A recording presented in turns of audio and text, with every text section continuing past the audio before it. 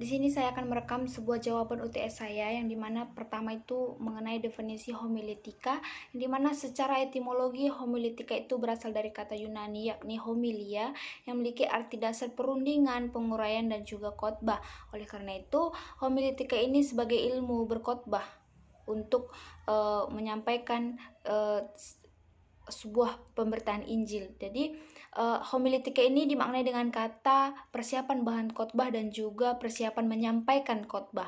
Nah, oleh karena itu definisi dari homiletika itu adalah ilmu yang praktis, yang dimana ini mempelajari bagaimana cara memberitakan pengajaran Kristen dengan cara mendidik seorang untuk menjadi seorang pemberita firman yang baik. Kemudian definisi khotbah merupakan sebuah keterampilan yang dimiliki oleh seseorang dalam berkomunikasi untuk menyampaikan sebuah gagasan Alkitab yang dapat diambil melalui penafsiran secara benar, yang dimana khotbah ini dasarnya adalah Alkitab sebagai firman Tuhan yang dapat diterima dan dirasakan dan dilakukan oleh diri sendiri dengan upaya menjadi sebuah kesaksian dan jalan keselamatan bagi orang lain.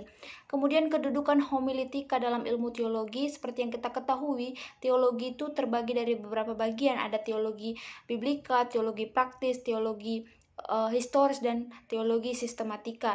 Nah, dari semua teologi ini bahwasanya kedudukan homiletika sebagai ilmu berkhotbah ini berada dalam sebuah teologi praktis. Oleh karena itu, hal ini menunjukkan bahwasannya homiletika ini sebagai sebuah wadah yang di dalamnya bersatu semua bidang-bidang teologi ini. Nah, untuk semua teologi ini dapat bersatu untuk menghasilkan menu khotbah yang baik yang akan menjawab semua kebutuhan serta pergumulan warga jemaat.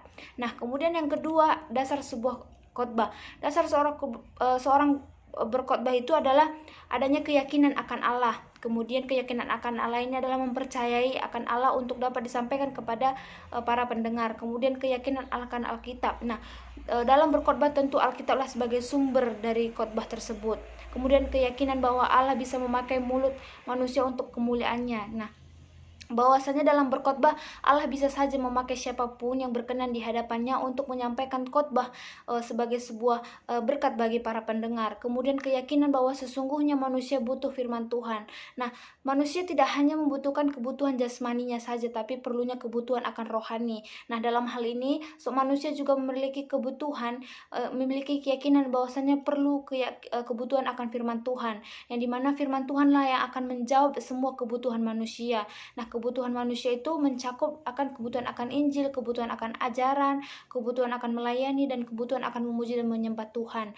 Kemudian tujuan dari khotbah. Nah, tujuan dari khotbah ini adalah agar manusia mengenal Allah secara benar, yang dimana agar manusia mengenal bahwasanya Allah lah yang penuh kasih, yang untuk menjadi sebuah Allah yang sesungguhnya penuh kasih untuk manusia selamat dari dosa. Kemudian tujuan khotbah adalah menerangkan Yesus Kristus dan karyanya yang akan keselamatannya untuk menebus manusia.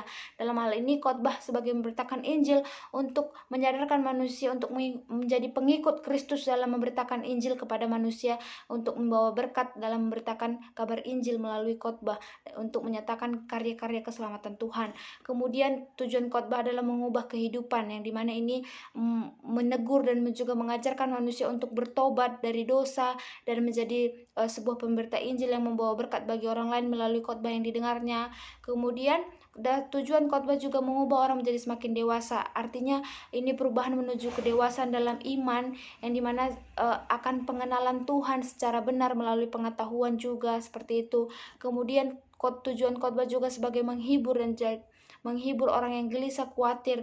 Artinya khotbah ini dapat menjadi sebuah kekuatan untuk menghibur orang-orang yang sakit maupun yang terluka, khawatir seperti itu. Kemudian tujuan khotbah juga untuk menyadarkan manusia untuk mencintai Alkitab sebagai pedoman hidup, yang dimana Alkitab sebagai dasar dan pondasi untuk menjalani sebuah kehidupan di bumi ini seperti itu. Nah, kemudian yang ketiga adalah dasar seorang pengkhotbah.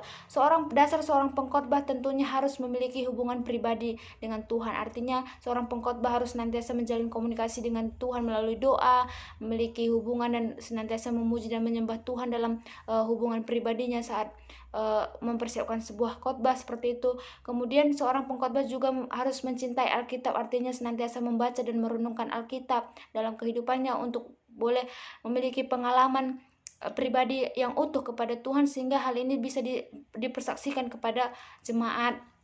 Kemudian pengkhotbah juga harus menjadi pribadi yang menjadi berkat. Artinya seorang pengkhotbah harus bisa menjadi berkat melalui pengalaman-pengalaman dan kesaksian yang disampaikannya kepada para pendengarnya. Kemudian menguasai prinsip komunikasi, artinya seorang pengkhotbah harus mengetahui dengan siapa dia berbicara, mengetahui menyesuaikan konsep berbicaranya sesuai dengan kebutuhan jemaat, baik itu anak-anak maupun orang dewasa. Kemudian mengerti prinsip hermeneutika ataupun ilmu tafsir. Nah, seorang pengkhotbah hendaknya mengetahui ilmu tafsir Alkitab agar pemahaman akan Alkitab itu tidak melenceng dari kebenaran firman Tuhan yang sesungguhnya. Nah, kemudian yang keempat, persiapan pengkhotbah sebelum berkhotbah adalah seorang pengkhotbah tentunya harus mempersiapkan sebuah khotbah dalam memberitakan Injilnya kepada jemaat. Melalui seorang pengkhotbah perlunya menemukan ayat yang akan disampaikan kepada jemaat melalui membaca dan merenungkan Alkitab. Hal ini perlunya menjalin hubungan pribadi dengan Tuhan dengan berdoa sehingga menemukan makna dari ayat yang akan disampaikannya kepada jemaat, sehingga hal ini tidak menjadi sebuah batu sandungan khotbah yang disampaikan, melainkan ini menjadi sebuah teguran dan juga menjadi berkat bagi jemaat ketika khotbah itu benar-benar direnungkan dan diresapi oleh pengkhotbah, sehingga apa yang disampaikan boleh diresapi oleh jemaat seperti itu. Nah, tidak hanya hal dalam merenungkan Alkitab untuk menemukan sebuah ayat Alkitab, melainkan seorang pengkhotbah perlunya menafsirkan nats. Nah, menafsirkan ayat Alkitab dalam dasar seorang pengkhotbah ini tentunya memerlukan bantuan dari beberapa referensi untuk memperluas makna pengetahuan seorang pengkhotbah melalui konkordansi, kamus Alkitab, ataupun buku-buku tafsir yang menunjang untuk kejelasan dari ayat Alkitab yang akan disampaikan kepada jemaat. Nah, kemudian langkah dalam menyusun dan melaksanakan khotbah itu adalah yang pertama menemukan pokok dalam nats, kemudian perlunya merumuskan tema, artinya